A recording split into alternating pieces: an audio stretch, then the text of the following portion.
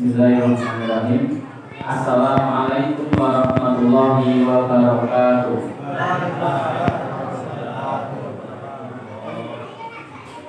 Innal hamdalillah nahmaduhu wa nasta'inuhu wa nastaghfiruhu wa nu'minu bihi wa natawakkalu 'alaihi wa na'udzu billahi min shururi anfusina wa min sayyiati a'malina.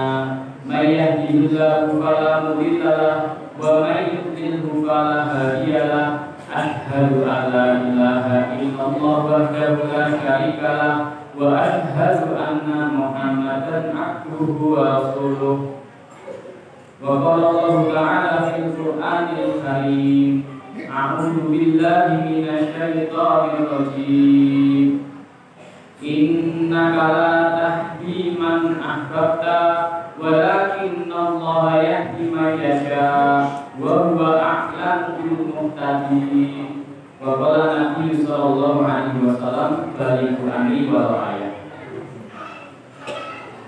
Kepada bapak-bapak, ibu-ibu serta seluruh jamaah pengajian Masjid Al-Quwa yang kami hormati, kami muliakan dan dimuliakan Allah Subhanahu wa taala.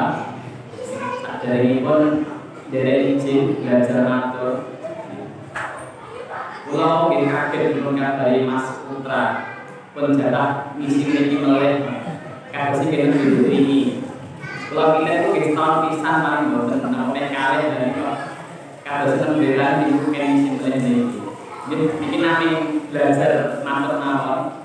Menawi mungkin wonten kesalahan, kekeliruan, dinami pun belajar, mohon dimaklumi lan kula sangat menawi dipun usahaken. Bapak Ibu yang dimuliakan Allah Subhanahu wa taala, yang pertama dan paling utama, marilah kita bersyukur kepada Allah karena Allah Subhanahu wa taala telah memberikan banyak kenikmatan kepada diri kita, sehingga ketika kita hendak menghitung nikmat Allah yang diberikan kepada kita, niscaya kita tidak akan mampu menghitungnya.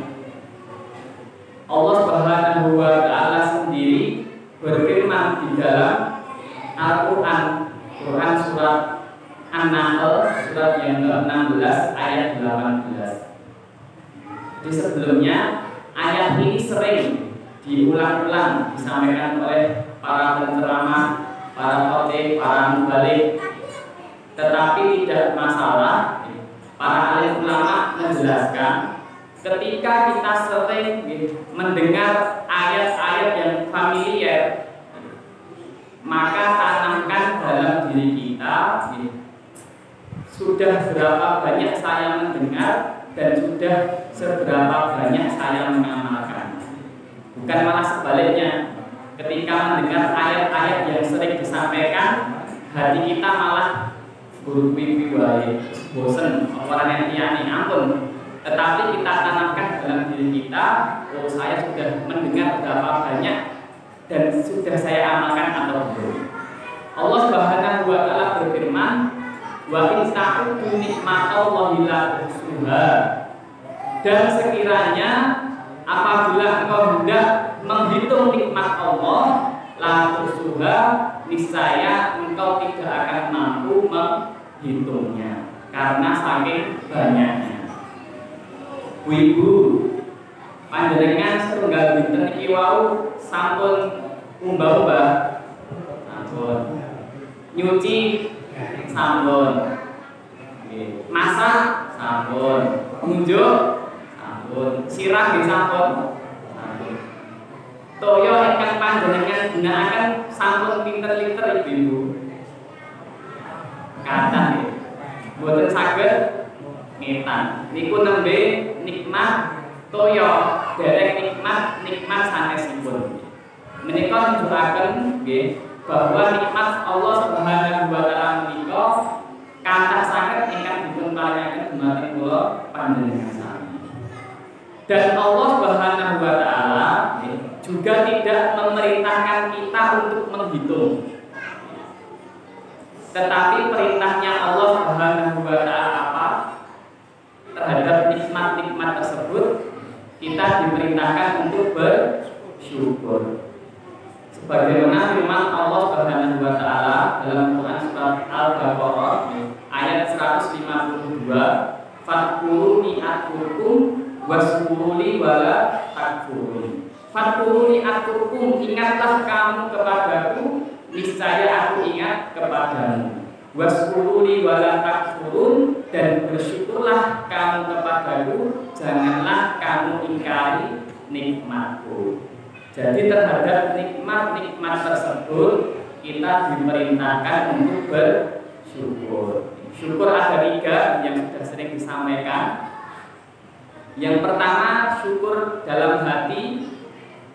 Caranya gimana? Caranya kita yakin apa saja yang datang kepada diri kita semuanya berasal dari Allah. Semua berasal dari pemberian Allah. Itu syukur dengan hati. Syukur dengan lisan, bagaimana kita banyak-banyak memuji Allah Subhanahu wa taala. Paling tidak dengan mengucapkan hamdalah, alhamdulillah. Dikatakan dalam sebuah hadis, afdhalud dzikri la ilaha illallah wa afdhalud du'ai alhamdulillah. Sebaik-baik zikir adalah la ilaha illallah, dan sebaik-baik doa alhamdulillah. Jadi setiap kita menerima nikmat Allah Subhanahu wa taala, paling tidak kita bersyukur dengan mengucap alhamdulillah. Kemudian syukur yang ketiga yaitu syukur dengan perbuatan. Ini yang paling penting. Ketika kita diberikan waktu longgar, diberikan kesehatan, maka kita gunakan untuk memperbanyak ibadah kepada Allah. Datang ke masjid, sholat berjamaah. Ketika ada pengajian kita datang, ikut duduk mendengarkan. Itu bentuk syukur dengan perbuatan. Kalau kita bisa bersyukur, maka Allah Subhanahu wa taala akan menambah nikmatnya kepada diri kita. Ini juga sudah familiar, bagaimana firman Allah dalam Quran surat Ibrahim di ayat yang ke-7. La in syakartum la azidanakum wa la in kafartum inna adzabi lasyadid. Apabila engkau bersyukur kepadaku, niscaya aku akan tambah nikmatku kepadamu. Alim ulama menjelaskan akan ditambah nikmatnya, artinya nikmat yang sudah ada itu dijaga oleh Allah, kemudian ditambah dengan nikmat-nikmat yang lain. Jadi bukan kok nikmat yang ada hilang terus diganti dengan yang lain, bukan. Ditambah itu artinya nikmat yang sudah ada dijaga oleh Allah dan ditambah dengan nikmat yang lain. Contoh simpel, bapak-bapak, ibu-ibu menawi gadai sepeda motor, nopo niki jenenge. Nggih kula mawon Genio ngoten. Lah, menawi kula panjenengan sami saged syukur nggih, menawi tindak masjid, napa menawi enten pengaosan-pengaosan diginakaken kangge kagem berangkat pengaosan.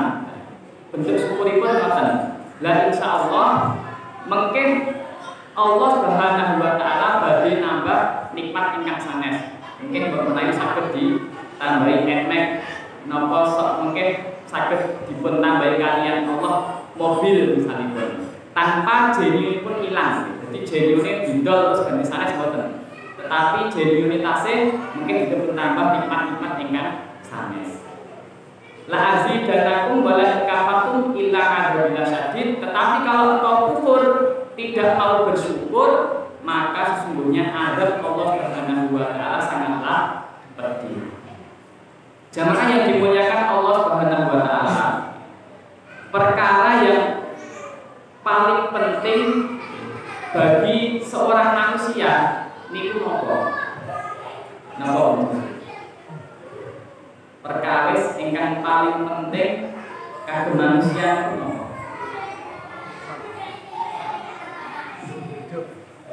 Nikmat hidup. Ada yang mengatakan nikmat iman juga. Sebenarnya ada nikmat yang lebih penting, daripada nikmat iman. Kalau orang sudah beriman, memang betul nikmat iman itu adalah nikmat yang penting. Tetapi seseorang tidak akan beriman sebelum mendapat hidayah dari Allah Subhanahu wa Ta'ala. Jadi yang pertama, yang paling penting, bagaimana seseorang itu mendapat hidayah dari Allah Subhanahu wa Ta'ala. Yang mana hidayah ini tidak diberikan kepada setiap orang. Bahkan Nabi Muhammad SAW sendiri pun tidak bisa memberikan hidayah kepada orang-orang yang dicintainya. Hidayah itu mutlak di tangan Allah Subhanahu wa Ta'ala. Paman Nabi Abu Thalib, jadi ketika Nabi berdakwah di Mekah, itu mendapat banyak gangguan pertentangan, bukan hanya moral, bahkan pertentangan fisik. Maka yang menjadi pelindung Nabi ketika itu adalah pamannya Abu Thalib. Tetapi sampai akhir hayatnya, paman Nabi tersebut tidak mendapat hidayah dari Allah Subhanahu wa Ta'ala. Ketika di akhir hayatnya Nabi berkata, wahai pamanku, ucapkanlah la ilaha illallah. Maka pamannya berkata, seandainya kalau bukan karena saya itu diejek mengucapkan kalimat tersebut karena takut mati, niscaya aku akan mengucapkan kalimat tersebut untuk menyejukkan hatimu. Jadi sampai akhir hayatnya itu Abu Thalib tetap dalam keadaan kafir, tidak mau beriman karena apa? Karena tidak mendapat hidayah dari Allah Subhanahu wa Ta'ala. Maka Allah menurunkan ayat Quran surat Al-Qasas ayat 56, innaka la tahdi man ahbabta walakinnallaha yahdi man yasha wa huwa a'lamu bil muhtadin. Innaka la tahdi man ahbabta, sesungguhnya engkau wahai nabiku tidak dapat memberi hidayah kepada orang yang kau cintai, orang yang kau sayangi. Bahkan pamannya sendiri pun tidak bisa Nabi beri hidayah. Walakinnallaha yahdi man yasha, tetapi Allah memberi hidayah kepada siapa yang Dia kehendaki. Wa huwa a'lamu bil muhtadin, dan Allah Maha mengetahui siapa orang-orang yang mau mendapat hidayah atau mau menerima petunjuk. Jadi hidayah itu mutlak di tangan Allah Subhanahu wa Ta'ala. Tetapi Bapak Ibu yang dimuliakan Allah Subhanahu wa Ta'ala, hidayah itu bisa diundang, bisa ditarik. Caranya bagaimana? Caranya sebagaimana yang dipraktekkan, yang dilakukan oleh Nabi ketika awal-awal di Mekah. Jadi dahulu di Mekah itu hanya ada satu orang yang beriman, yaitu Nabi Muhammad SAW. Yang lainnya itu kafir semua. Nah kemudian Nabi SAW membuat usaha, membuat kerjanya apa? Yaitu kerjanya adalah dakwah. Jadi Nabi mendatangi satu persatu sanak saudaranya, tetangga-tetangganya, didatangi satu persatu. Setiap jumpa orang, maka Nabi berdakwah, qul la ilaha illallah tuflihu, ucapkanlah la ilaha illallah, niscaya kamu akan jaya, akan selamat. Tiap-tiap rumah didatangi oleh Nabi Muhammad SAW. Bahkan ada ulama yang menggambarkan, seandainya telapak kaki Nabi itu dicat dengan warna merah, jadi telapak kakinya Nabi itu dicat dengan warna merah, maka tidak ada satu tanah pun di lembah Mekah yang tidak pernah diinjak oleh Nabi. Jadi sibuknya Nabi itu berdakwah, berkeliling, bagaimana mengajak orang untuk masuk Islam. Bahkan ke rumah pamannya Abu Jahal sampai 80 kali. Datang, ditolak, dicaci, besoknya datang lagi sampai puluhan kali. Itulah kerja Nabi, kerja dakwah, yang mana dengan dakwah maka nanti akan turun hidayah. Nah, kalau orang sudah mendapat hidayah, maka nanti orang tersebut mau untuk beriman, mau untuk memeluk Islam. Jadi ketika Nabi berdakwah, tahun demi tahun, satu persatu orang mulai beriman, orang mulai masuk Islam. Mulai dari sahabat Abu Bakar, kemudian sahabat-sahabat yang lainnya, itu satu persatu masuk Islam. Hadirin yang dimuliakan Allah Subhanahu wa taala, seseorang kalau sudah beriman, maka otomatis dia akan melakukan amal-amal soleh. Jadi kalau imannya itu semakin hari semakin meningkat, maka otomatis itu akan menggerakkan dirinya untuk melakukan amal-amal soleh. Sholat, membaca Al-Quran, hadir pengajian, sedekah, infak, berkorban, dan seterusnya dan seterusnya. Kalau imannya kuat, maka amalnya juga akan kuat. Lah kalau orang imannya kuat, amalnya kuat, maka nanti akan hidup yang namanya agama yang sempurna. Nah, kalau agama yang sempurna itu sudah hidup di tengah-tengah masyarakat, Masya Allah, nanti keadaan masyarakat tersebut akan menjadi tentram, penuh ketenangan, sejahtera, aman, sentosa, dan seterusnya dan seterusnya. Syaratnya apa kalau hidup agama yang sempurna?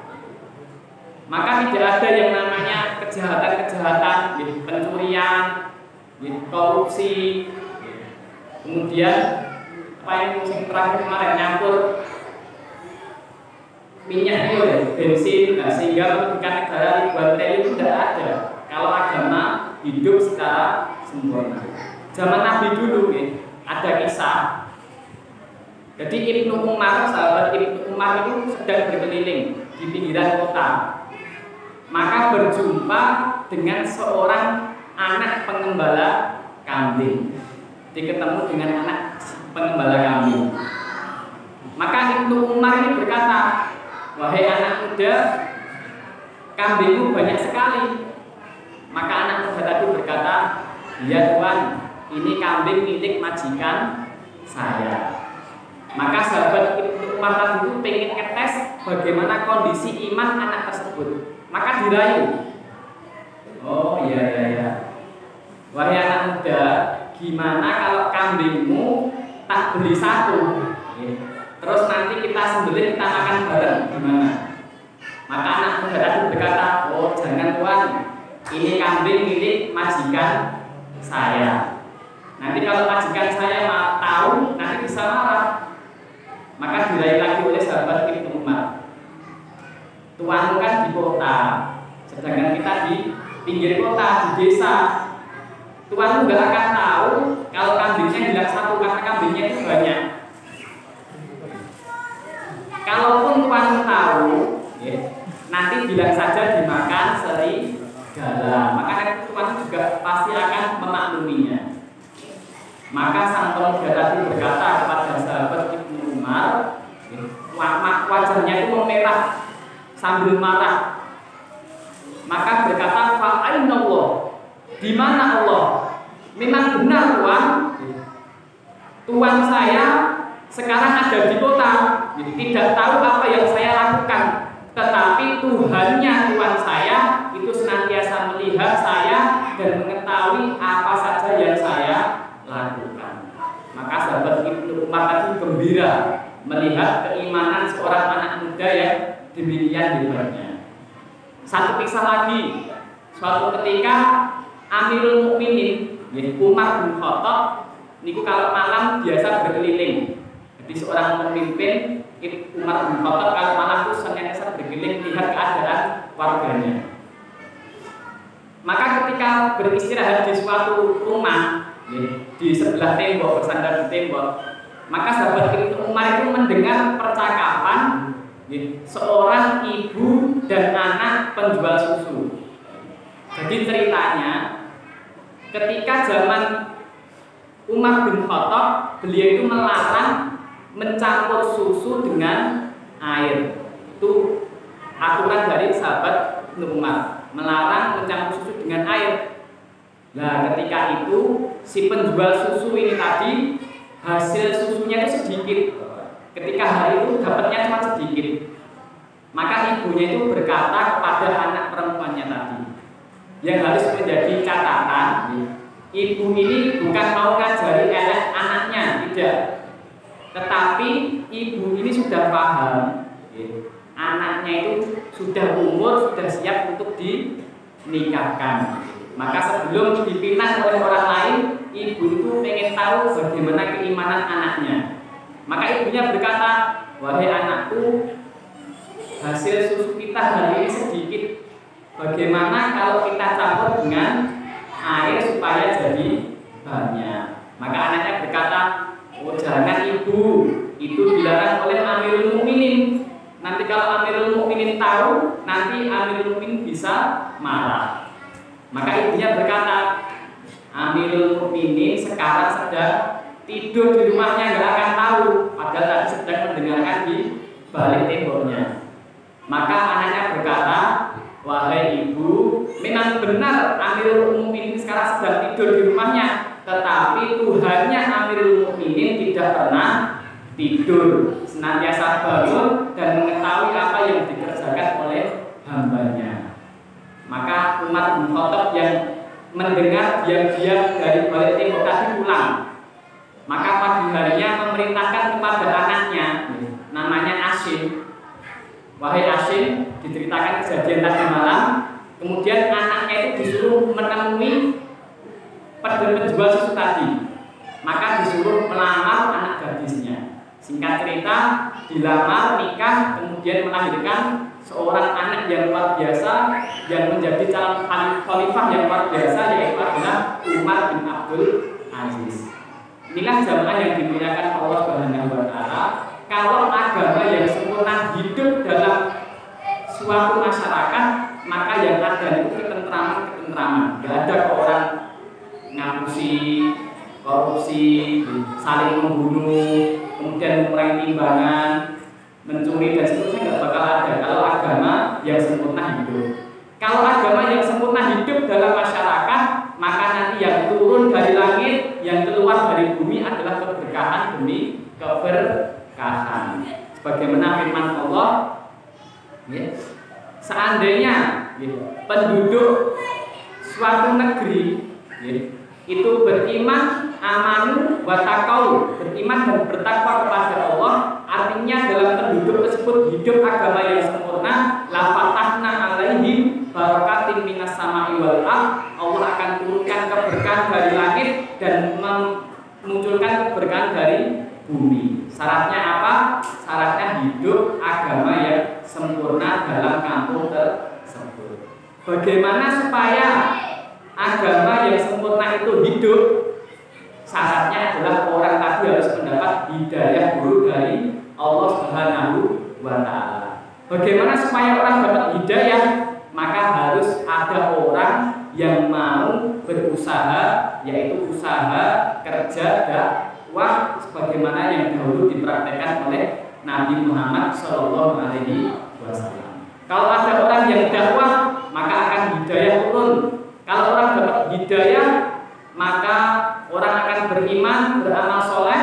Kalau orang iman, amal soleh, maka yang turun dari langit, yang keluar dari bumi adalah keberkahan demi keberkahan. Begitu juga sebaliknya, kalau nggak ada orang berdakwah, maka hidayah tidak akan turun.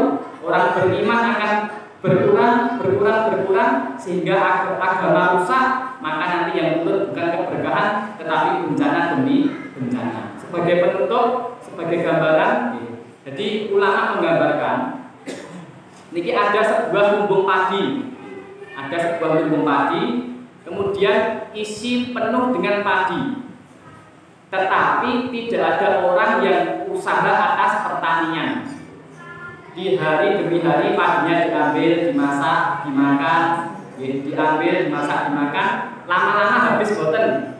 Lama-lama habis karena nggak ada orang yang usaha atas pertanian. Tetapi beda kalau ada lumbung padi, nggak ada isinya kosong, tetapi ada orang yang mau usaha atas pertanian, maka sedikit demi sedikit lumbung padi yang tadinya kosong itu akan terisi sehingga nanti menjadi penuh. Syaratnya ada orang yang mau usaha atas pertanian. Begitu juga agama ini Bapak Ibu yang dimuliakan Allah Subhanahu wa taala. Kalau di suatu kampung banyak orang yang beriman, semuanya beriman, tetapi tidak ada orang yang mau berdakwah dalam artian menyampaikan agama, mengajak dalam kebaikan, maka nanti bukan tidak mungkin lambat laun orang tuanya meninggal, kakeknya meninggal, dan nanti anak cucunya itu tidak beriman karena tidak ada orang yang mau ajak-ajak. Tetapi kalau suatu kampung itu tidak ada orang yang beriman sebagaimana Nabi tadi, tetapi Nabi mau kerja dakwah, mau mengajak dalam kebaikan, dalam taat kepada Allah satu persatu diajak, maka nanti lambat laun kampung yang tidak ada orang beriman satu persatu mulai beriman sehingga orang-orang mau beriman sehingga hidup agama yang sempurna. Maka dari itu Bapak Ibu yang dimuliakan Allah Subhanahu wa taala, insya Allah besok kalau tidak salah mulai hari Kamis, dan ini Bapak-bapak dari sini akan sama-sama belajar bagaimana usaha dakwah supaya hidayah itu turun khususnya pada diri kita sendiri dan nanti menyebarnya kepada masyarakat yang luas. Nah, maka nanti untuk teknisnya insya Allah akan dijabarkan, disampaikan oleh Mas Putra. Jadi demikian Bapak Ibu yang bisa kami sampaikan. Ada benarnya datangnya dari Allah, apabila ada salahnya datangnya dari diri kami pribadi, mohon diikhlaskan. Sekian, assalamualaikum warahmatullahi wabarakatuh.